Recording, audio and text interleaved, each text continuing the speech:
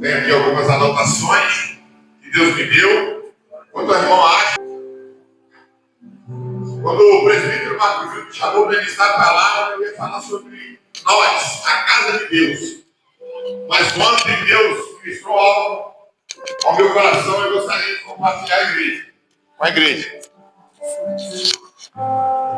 Como agora nós temos até agenda, né? Pastor não é só luta e prova não, irmãos. Ganha presente também. Diana Marinato me presenteou. Obrigado, Deus abençoe. Meus irmãos, vamos abrir as nossas Bíblias. 1 Coríntios capítulo 12, a partir do verso 12, que diz assim, hoje é culto de jovens. Quem é jovem aqui? Todos nós somos jovens, aleluia. O pastor Paulo falava, né? Menos de 100 anos é jovem. Amém? Diz assim, primeira carta que o apóstolo escreveu aos Coríntios, capítulo 12, a partir do verso 12. Porque assim como o corpo é um e tem muitos membros, e todos os membros, sendo muitos, são um só corpo, assim também é Cristo. Pois todos nós fomos batizados em um Espírito, formando um corpo, quer judeus, quer gregos, quer servos, quer livre, e todos temos bebido de um Espírito. Porque também o corpo não é um só membro, mas muitos. Se o pé disser, porque não sou mão, não sou do corpo, não será por isso do corpo? E se a orelha disser, porque não sou olho, não sou do corpo, não será do corpo? Não será isso do corpo? Se todo o corpo fosse olho, aonde estaria o ouvido? E se todo fosse ouvido, aonde estaria o olfato? Mas agora Deus colocou os membros no corpo, cada um deles como quis. Foi quem que quis colocar? Deus. E se todos fossem um só membro, aonde estaria o corpo? Agora, pois, há muitos membros, mas um corpo. E o olho não pode dizer à mão, não tenho necessidade de ti. Olha que tremendo, irmãos. Nem ainda a cabeça aos pés, não tenho necessidade de vós. Antes, os membros do corpo, que parecem ser mais fracos, são necessários. Vou falar de novo esse último versículo que eu li aqui, que é o 22. Antes, os membros do corpo, que parecem ser mais fracos, são necessários. Amém? Podem tomar os vossos assentos? Pode continuar fazendo um solinho, tá? Pode continuar fazendo um solinho. Meus irmãos, nós estamos falando esse ano, que é o ano da nova aliança, aqui na nossa igreja. Eu gostaria de total atenção, jovens, adolescentes, todos os irmãos aqui. Agora já passeamos, já fomos no banheiro, agora vamos ouvir a palavra de Deus. Essa carta que o apóstolo escreveu aos Coríntios é uma carta doutrinária, aonde o apóstolo dos gentios, conhecido também como apóstolo Paulo, precisou usar a sua autoridade como apóstolo, como pastor daquela igreja, para poder consertar algumas coisas que estavam acontecendo lá naquela igreja. Se você se ligar aqui, você vai pegar a mensagem e vai sair daqui forte. Só para quem vai estar ligado que vai receber de Deus. A mensagem era até outra, mas Deus falou, ministra essa palavra. É interessante que o apóstolo Paulo escreveu essa carta. Ele estava em Éfeso. Ele estava em Éfeso, na sua terceira viagem missionária. Ele ficou em Éfeso um período de 3 anos, aproximadamente. Mas antes disso, ele tinha passado em Corinto. Primeiro eu preciso fazer com que vocês entendam, para vocês chegarem aqui no cerne da mensagem. Quem era o apóstolo Paulo? O apóstolo Paulo, ele não era, jovem Nicolas, fez até a barba hoje, só para parecer jovem. Ele não era conhecido como Paulo. Ele tinha dupla cidadania. Ele era judeu e ele era romano. Ou seja, ele tinha 2 identidades. Ele era uma pessoa, ele é baixinho, careca igual eu assim, sisudo, um homem brabo, estudioso, e se transformou num grande fariseu. O fariseu, ele tinha um zelo pela sua religião. Ele aprendeu aos pés de ninguém mais, ninguém menos do que o doutor Gamaliel, um dos maiores professores da escola sabatina de Israel. Gamaliel, aquele que deu conselho lá.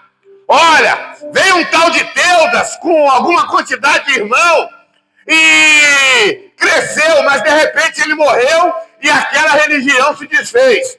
Veio um tal de Judas com uns 400 homens também.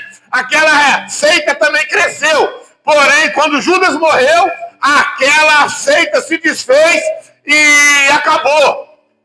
Se essa religião que está vindo agora aí, se esses homens que estão proclamando o nome de Jesus, se for de Deus, eu fosse vocês, não colocava nem a mão.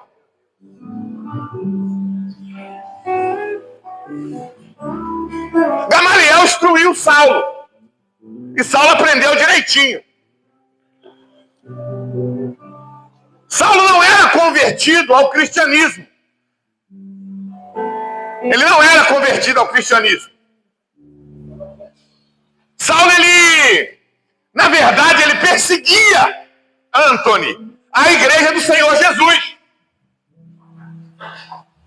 Saulo, irmãos, se alguém soubesse que Saulo estava vindo ali, Mateus, em chacrinha, não ficava ninguém no culto aqui. Todo mundo ia embora com medo dele. O cara era perigoso, Babu. O cara era mau. Para defender a sua religião, ele matava se fosse preciso.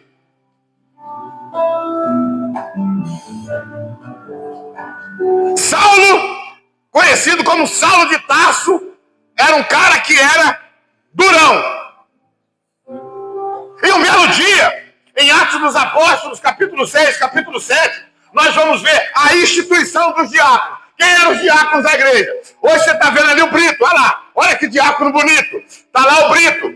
O Brito estava na lista para que Deus escolheu para ajudar os irmãos a servirem à mesa. Estevão estava nessa lista dos 7 diáconos que foram constituídos como diáconos através de Deus. Porque os apóstolos estavam com dificuldade de tanto servir à mesa e em busca das viúvas, mas também eles estavam também na doutrina dos apóstolos, eles estavam preocupados com o que eles estavam pregando. Então, eles ficaram atarefados demais. Imagina, irmão, só o pastor trabalhar. Só o pastor vai fazer visita, só o pastor vai levar a cesta básica, só o pastor vai trabalhar na obra, só o pastor vai pregar. Chega uma hora que ele não aguenta. Por isso que a visão é qual?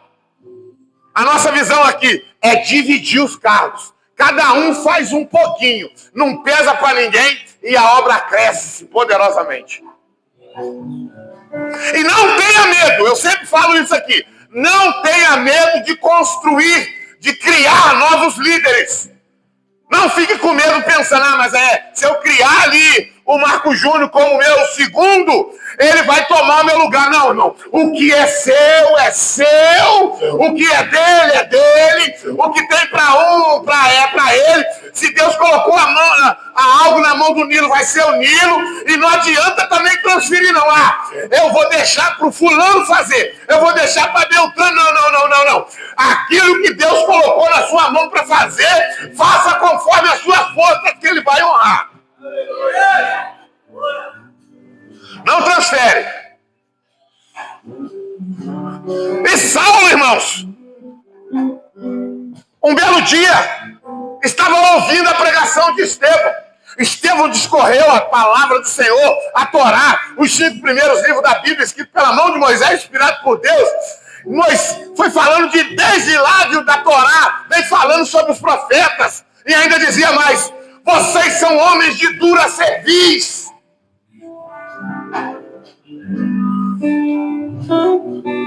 E aqueles homens ficaram furiosos com a pregação de Estevão. E Saulo, ele tinha a oportunidade de proibir, mas a palavra do Senhor diz que ele consentiu na morte de Estevão. Atos dos Apóstolos, capítulo 6, capítulo 7, está registrado. Sabe o que aconteceu, irmãos? Eles começaram a apedrejar Estevão. E Saulo tinha autoridade, Diego, para proibir aquilo ali, mas ele não proibiu. E a palavra do Senhor diz que as vestes de Estevão foram lançadas nos pés desse jovem chamado Saulo. Só que Estevão fez algo, aleluia, que mexeu com o coração de Saulo. Sabe por quê, irmão? Você imagina você sendo apedrejado, qual é a sua reação? Ah, é? Me tacou pedra? Então eu vou tacar também. Me xingou? Eu também vou xingar também. Falou mal de mim? Eu também vou falar mal de você. Não é assim que o ser humano age? Só que Estevão tinha Cristo dentro dele, aleluia. E quem tem Cristo é diferente, irmãos. Ei, quem tem Cristo toma um tapa numa face e entrega a outra também para poder apanhar, irmão. Se for preciso caminhar uma milha, ele caminha 2. Se for preciso dar a túnica, ele dá também a capa. E Estevão fez o quê? Pai, perdoa eles desse pecado. Eles não sabem o que estão fazendo. Isso mexeu com o coração de Saulo. Só que naquele mesmo momento, quando Estevão está sendo apedrejado, aleluia, a palavra do Senhor diz que ele olha para o céu, irmãos. Enquanto estão te jogando pedra, irmão, não olha para baixo, não olha para o céu, irmão. Enquanto estão te apontando, não olha para baixo, não. E se você olhar para baixo, você vai desistir. Se você olhar para baixo, você vai parar. Olha para o céu. Estavam tacando pedra na vida de Estevão, em Estevão. E sabe o que acontecia? Estevão estava olhando para o céu. E a palavra do Senhor, ela diz que Estevão olhou no céu e viu Deus, e viu Jesus Cristo à sua direita. E ele disse: eis que vejo os céus abertos, e o Filho de Deus está de pé, à direita do Pai. Enquanto estão te apedrejando, o Senhor Jesus está te olhando. Enquanto estão te lançando pedra, o Senhor Jesus está de olho em você. Enquanto estão fazendo com que você negue a Ele, Ele está de olho em ti. Ele sabe que com você Ele pode contar. Mas o que me chama a atenção é: Estevão poderia ter desistido. Estevão poderia ter parado, era jovem. Isso aí para mim não dá certo, não. Enquanto estava falando em servir, enquanto estava falando em adorar, enquanto estava falando em cantar na juventude, para mim foi uma beleza. Mas quando eu fui pressionado, eu desisti.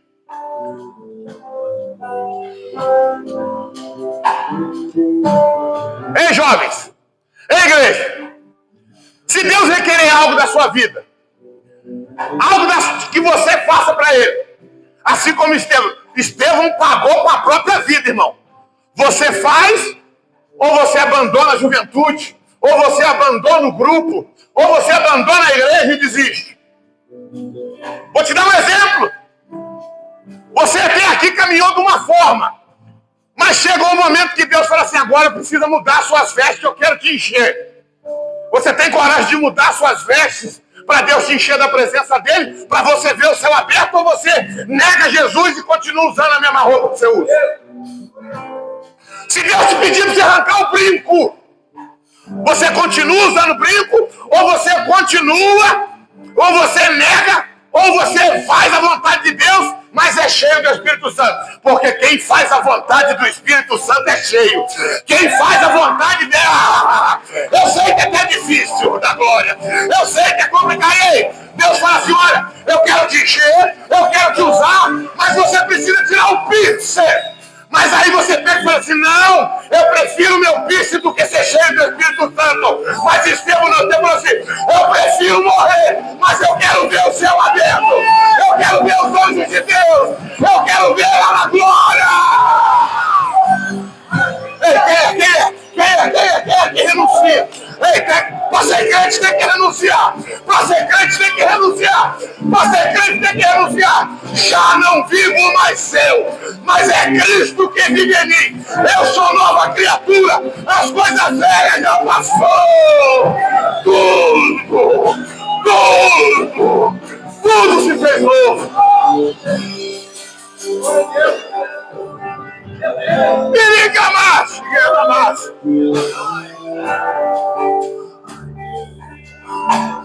Para mim ser cheio.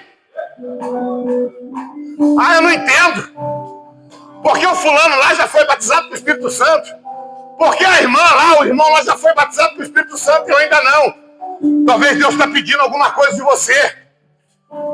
Mas você ainda não parou de fazer aquele videozinho no TikTok com música do mundo.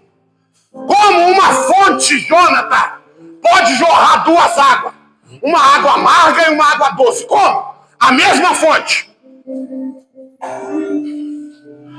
Como que você vai ser cheio do Espírito Santo se lá no TikTok ainda você faz o videozinho com música do mundo? Que até palavrão tem. Mas na igreja, quando o louvor toca, eu quero ser cheia. Quando o louvor toca, eu quero fazer a vontade de Deus. Mas saiu da porta para fora e esqueci. Estevão foi até o fim, aleluia. Estevão falou, pode até me apedrejar. Pode me matar. Mas eu estou vendo o céu aberto, eu estou vendo Jesus. E lá em cima vai ser glória. Lá em cima vai ser para a eternidade. Sabe o que aconteceu? Isso mexeu com o coração de Saulo.